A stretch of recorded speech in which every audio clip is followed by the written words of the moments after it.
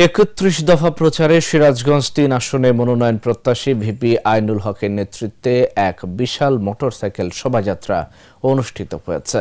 বুধবার দুপুরে চান্দাইকোনা হাজী Wahid Mariam degree college মাঠ থেকে শোভাযাত্রাটি বের হয়ে রায়গঞ্জ, সলঙ্গা ও তারাশের বিভিন্ন সড়ক প্রদক্ষিণ করে। শোভাযাত্রায় বিএনপি ও অঙ্গ সহযোগী সংগঠনের কয়েক হাজার নেতাকর্মীরা অংশগ্রহণ করেন। এ সময় আইনুল হক বলেন, দীর্ঘ ১৬ বছর ফ্যাসিস্ট সরকারের আমলে দেশের মানুষ ভোট দিতে পারেনি। আগামী জাতীয় নির্বাচন ঘিরে মানুষের মাঝে ব্যাপক উদ্দীপনা কাজ করছে, তাই জনগণের দোরগোড়ায় ৩১ দফা প্রচারে মোটরসাইকেল শোভাযাত্রার আয়োজন করা হয় বলেও জানান তিনি।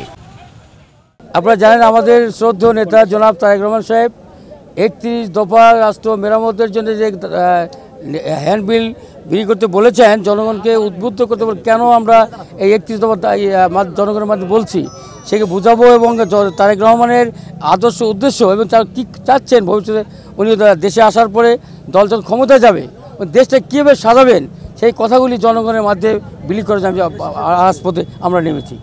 আজকের কর্মসূচি হলো জনগণকে সচেতন করা এবং আগামী নির্বাচন যাতে সুষ্ঠুভাবে হয় এবং আমাদের মার্কা ধানের শীষ, আমাদের শহীদ জিয়ার মার্কা ধানের শীষ এবং খালেদা জিয়ার মার্কা ধানের শীষ, আমাদের শ্রদ্ধেয় নেতা জনাব তারেক রহমান সাহেবের মার্কা ধানের শীষ, এই মার্কা যেন রায়গঞ্জ তারাশের মানুষ ভোট দিয়ে আমাদের জয়যুক্ত করে এই জনগণকে সচেতন করার জন্যে এবং সুষ্ঠু ও সুন্দর ভোট হবে এই প্রত্যাশা আমরা করব এবং জনগণ যাতে বিগত ১৬ বছর ভোট দিতে পারে নাই যাতে সুষ্ঠুভাবে ভোট দিতে পারে সেই জন্য আমরা জনগণের মাঝে নেমেছি। জনগণকে বলবো যে সঠিক ও সুন্দর ভোট হবে, আমরা ভোট কেন্দ্রে যাবেন।